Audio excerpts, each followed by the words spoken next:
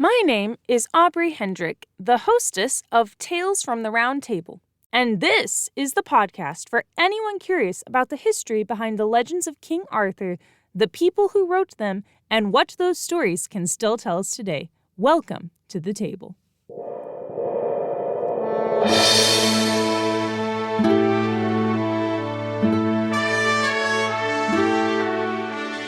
Episode 5. Appreciate, Appropriate, and Arthuriate. Part 4. Malory is here. We are trucking along through this 6-part series on the growth and change of the King Arthur character from its inception to the present. As we've gone, we've seen what roles Arthur's filled, what this says about the people who initially wrote and heard these tales, and how Arthur grew into the King Arthur we all know and love today. Today's episode is a continuation of the English sources of King Arthur that we talked about last episode. My plan was to have this topic only be one episode, but after talking about Sir Gawain and the Green Knight, I was like, yeah, we're not going to have time to talk about all this. And Le Morte d'Arthur is one of the seminal works of Arthuriana, so it's got to be discussed with the love it deserves. So, well, here we are. A table of contents for today's episode. We're going to start with a brief overview of the English sources we discussed last time, then discuss Le Morte d'Arthur and how the English changed Arthur's character and why they did so, and finally wrap up, as always, by talking about what this tells us about the character of Arthur and the people who would have first heard this tale. To jump right in the last episode, we talked about how the English additions to Arthuriana are, unsurprisingly, a mix between the Welsh original sources and the Norman French interpretations. Remember, Welsh King Arthur is pretty rowdy, violent, and heroic, while Norman French King Arthur is a lot more chill. He actually looks like what we imagine a king to be, and he's typically pretty flawed and non-heroic. It makes a lot of sense that the English version of King Arthur would walk a line between these two and synchronize them. After all, Wales is right next door to England, and the English have been seeped in Norman French ideas for the past 300-400 years. As a result, we now have a version of Arthur that is a blend of these two ideas. Where does all of this bring us? To the one work you've all been waiting for, Thomas Malory's Le Morte d'Arthur. This work is a full cycle, meaning it starts with Arthur's conception between Uther and Igraine and ends with his death after the last battle with Mordred. You might have noticed throughout this series that most of the works I reference are standalone stories or are extremely episodic, like Landval or the stories referenced in the Welsh Triads.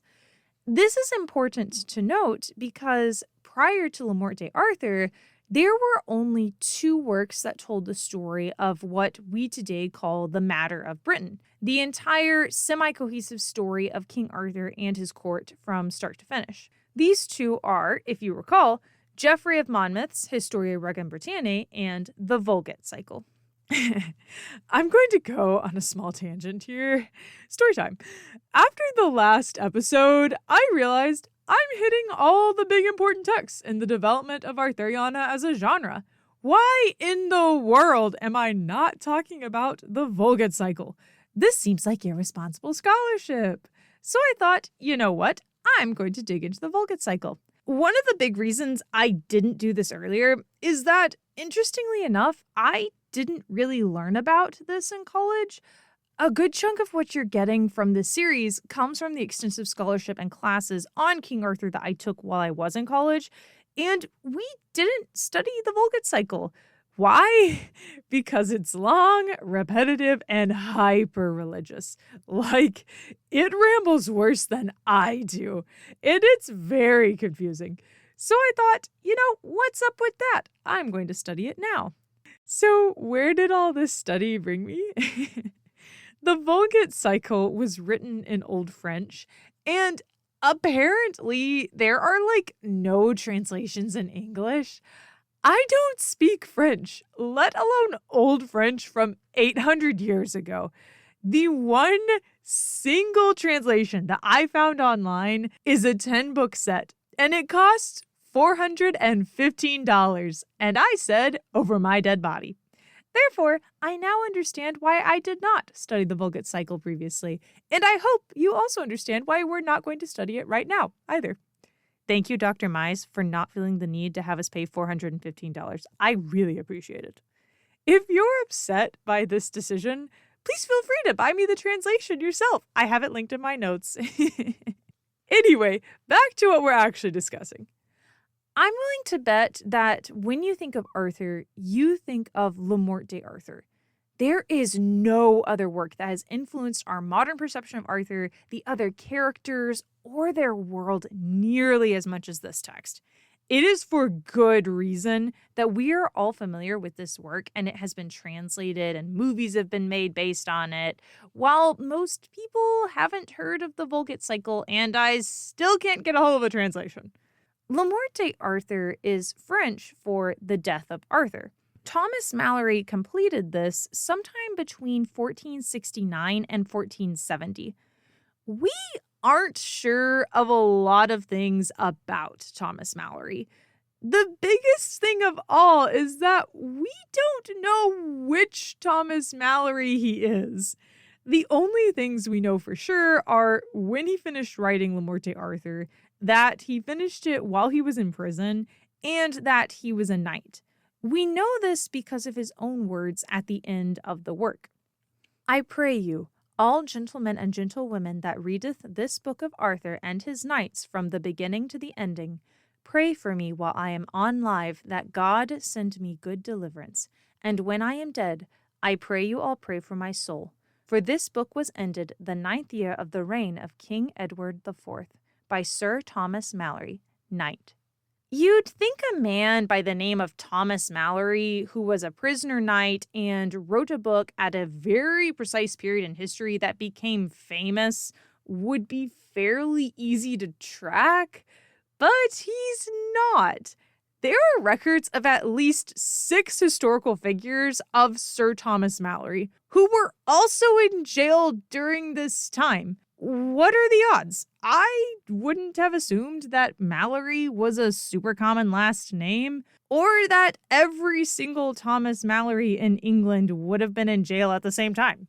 The one Malory that most scholars assume that this is the son of John Malory and Philippa Ketwind of Newbold Revel. This Thomas Malory became a landowner, then a member of Parliament, and was eventually knighted. And then he proceeded to steal livestock, money, goods, and raided an abbey, and attempted to murder the Duke of Buckingham, and raped a married woman twice. Yeah, not a great guy. However, not to make light of the horrific things he was accused of, some scholars argue that it's very possible he didn't do any of these activities. Why? Well, because the War of the Roses was going on during this time period, and Malory seems to have waffled back and forth on his allegiances quite a bit. He very well could have just been a political prisoner, and anyone who studied history knows you never arrest anyone for just not liking you or because you just don't like them. As a result, it's possible that he was arrested on some extremely trumped-up charges, which does make sense. After all, it is hard to see a man attempting the murder of the Duke of Buckingham and raping a married woman twice, somehow getting out of being hanged. This work is extremely important because it is the very first full story of the Arthurian cycle in English, which is kind of ironic considering its title is in French. Malory claims it's a translation of the Vulgate cycle, but he's totally lying. He made up most of this, and he claims it's a translation to give it more credence. Some of the elements in this story are clearly pulled from other sources, such as Arthur's backstory, Lancelot's love of Guinevere, and the story of Tristan and Isolde. But Malory invented a lot, and he more adapted and expanded the tales than actually translated them. So, what is the plot of Le Morte Arthur? This is going to be painfully brief, but I'll try to sum it up here. Arthur is born to Uther and Igraine. Merlin takes him to be raised by Ector, and he eventually pulls a sword out of the stone and becomes king. He then, unwittingly and stupidly, sleeps with his half-sister Morgause, who gives birth to Mordred. His other half-sister, Morgan Le Fay, continuously attempts to kill Arthur. He marries Guinevere, and then, from this point on, the story shifts away from Arthur and follows the adventures of the various knights of his court, like Gawain, Pellinore, Balin, Lancelot, Gareth, and so on and so forth, to quote Dr. Vasilakis. Gawain is a very aggressive, unkind individual in the story, and Lancelot has an ongoing affair with Guinevere. Arthur knows about this affair, but because he loves Guinevere and cares for Lancelot, his best friend alongside Gawain, he ignores it. Lancelot is later tricked into fathering Galahad, and Galahad succeeds in questing after the Holy Grail because he's, quote, perfect. And then Galahad dies and goes to heaven. Then disaster strikes. Mordred shows back up and outs Lancelot and Guinevere's affair. Guinevere's nearly burnt at the stake. Lancelot rescues her. And then, against Arthur's wishes, since he still loves Guinevere and cares about Lancelot, war breaks out between Arthur's men and Lancelot's men. Gawain dies as a result of a fight with Lancelot, and, well, pretty much everyone dies. Mordred tries to take over England, and Arthur and Lancelot reconcile and stop him. Arthur kills Mordred, Mordred fatally wounds Arthur, and Arthur dies and is taken to Avalon, while Guinevere becomes a nun and Lancelot becomes a hermit, both vowing to never speak to each other again. I love the sentiment, but maybe we should have made that vow several years earlier, before we decide to have an affair that resulted in everyone getting killed. One of the biggest things that makes this work so profound is how it is telling many stories, and I mean many, that are all connected back together and weave under a common theme. The entire overarching plot is about the downfall of Arthur and his kingdom, and every tale either foreshadows this eventuality, tells the story of a major player in that downfall, or connects the dots that lead up to this point. We see this in the very first story, where Uther falls madly in love with, read lusts after, the married Igraine and betrays his loyal follower, the Duke of Cornwall, by murdering the Duke and raping Igraine. This foreshadows the affair that will happen between Lancelot and Guinevere, betraying Arthur. Threads of what will go wrong are seen even more in the story of Balan and Balin, two brothers. Balin is kind of a dum-dum. He's angry, impatient, and impetuous. As a result, he receives a sword that was created to be a brother killer. And so this Lady Lyle of Avalon took her this sword that she brought with her, and told there should no man pull it out of the sheath but if he be one of the best knights of this realm, and he should be hard and full of prowess, and with that sword he should slay her brother. So, what do you think he does with a brother-killing sword? Yeah, he accidentally kills his brother, Balan, and then also dies. But not before he becomes the reason for the Grail quest that will happen later. After he dies, Lancelot comes to be in possession of this sword. And who does Lancelot kill with that sword? Two men that were as his brothers, Gareth and Gawain. And he also inadvertently becomes the reason that Arthur dies by weakening Arthur's court through the infighting. And we're not even mentioning the obvious parallels seen in Tristan and Isolde's story to Lancelot and Guinevere. Throughout every one of these tales, whether it's obvious at first or not, everything is pointing or contributing to the overarching plot line. that Arthur and his reign will crumble and end before their time. Similarly to Sir Gawain and the Green Knight, Malory is obsessed with this idea of being the best. But who is the best knight of the realm? Lancelot. Lancelot is perfect. He's the best fighter, the best looking, the most polite and well-mannered, and loved by every single woman who meets him. But also like Sir Gawain and the Green Knight, Le Morte Arthur is asking questions about what makes one spiritually the best. Now, this work was not written by a priest, so it's a lot less concerned about this than the Gawain poet, but it still tackles this theme through its handling of Lancelot. Lancelot is earthly perfect. Just like we talked about in an earlier episode in this series, in The Knight of the Cart, he goes out of his way to rescue Guinevere from Meleagant and bests everyone else while doing it.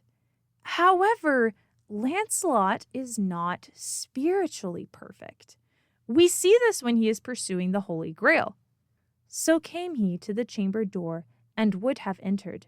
And anon a voice said to him, Flee, Lancelot, and enter not, for thou oughtest not to do it. And if thou enter, thou shalt forthink it.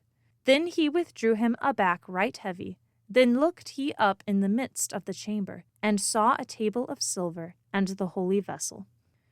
Lancelot is allowed to see the Grail from afar, but he is prohibited from going to grasp it and is sent away because of his affair with Guinevere. For the first time, he fails. Like Gawain in Sir Gawain and the Green Knight, Lancelot is forced to reckon with the fact that he is not perfect. However, he doesn't end his affair with Guinevere. He keeps seeing her. He is confronted with his mistakes and bad decision-making paradigm, but chooses to continue in them. As a result, he and Guinevere cause the end of everything that Arthur built. However, even though Lancelot isn't spiritually perfect, he fathers the one single person in Arthuriana who is Galahad. So Lancelot still gets to claim that he's the best because while he is earthly perfect, his son is both earthly and spiritually perfect. Lancelot is the main character of Malory's story and the character who is obviously Malory's favorite. He's the one knight who betrays the King of England and ruins everything. Interesting move by Malory, isn't it? I think so, especially considering that Malory was in prison and out of favor with the then current and very real King of England. What does all of this have to say about the character of King Arthur? Well, now that he's the national hero of not just Britain, but of England specifically, Arthur's become a good guy again. As we previously discussed, Le Morte d'Arthur blends the two opposing ideas of Arthur, a strong militaristic king and a weak, powerless king. This Arthur is both. He is strong because he is able to prove why he should be king by pulling the sword out of stone, and he rallies everyone behind him to usher in the golden age of England. However, he's also weak because his best friend is having an affair with his wife, and he knows and can't stop it. Even though he's an epic king that builds this amazing kingdom, in the end, he's not strong enough to hold that kingdom together. What does all of this have to say about the people who would have heard this tale for the first time?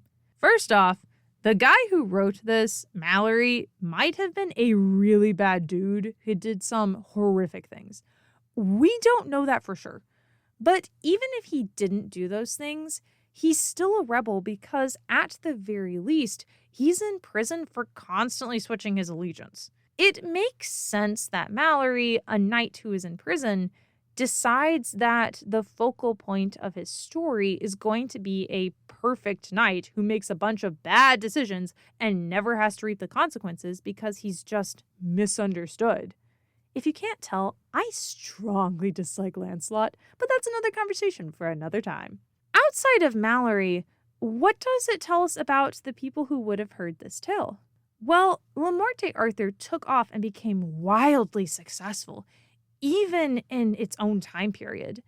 And I think that's because it espouses this idea of a fleeting hopefulness. Arthur's not a perfect king in this story, but he is a good one. He ties all of England together, and he ushers in a golden era of peace, prosperity, and adventure. All things that most of us like to have in our lives. Even though it all comes crashing down, his England became a place of escape for readers who lived in a real England. Another part of what makes Arthur's England so appealing is what it has to say about honor. Outside of Lancelot's major character flaw of adultery, he still tries to live honorably, and he is encouraged to live honorably because of Arthur. Arthur builds a good kingdom because he is a good person. He also does some really awful things, but he, like Lancelot, wants to be a good person, and he really does try to act honorably. I think that's why Malory's version of Arthur took off, and we're still reading it today, while the Vulgate cycle is largely overlooked. The world that Malory built is constructed on this idea of honor and thinking about other people above yourself. When Arthur does that, he's able to craft the Round Table, where everyone is an equal.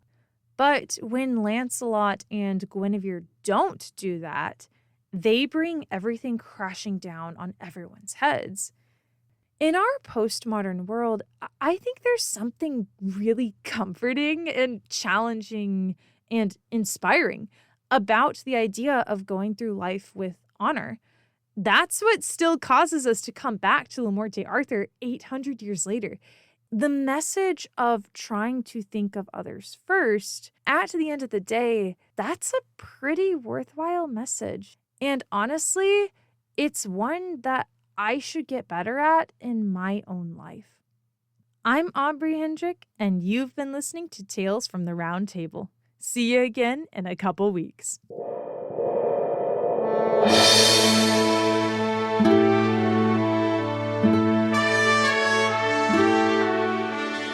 Thanks so much for hopping in and listening to my podcast. If you have any questions, comments, or concerns, please feel free to reach out to me on my website, aubreyhendrick.com. On my website, you can also find my notes for this episode, general research that I used, and you can sign up for my email list where I talk about all things Arthur. I would like to wrap up by thanking Dr. Britt Mize of Texas A&M University for helping me in my research. Well, that's it for me, y'all. See ya again in a couple weeks.